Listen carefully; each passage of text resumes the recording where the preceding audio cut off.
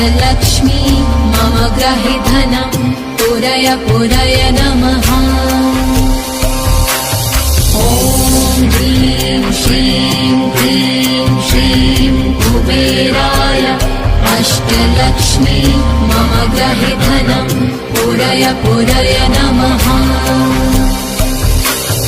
ॐ ह्रीं श्रीं क्लीं श्रीं कुबेराय अष्टलक्ष्मी मम ग्रहे धनं पुरय पुरय नमः।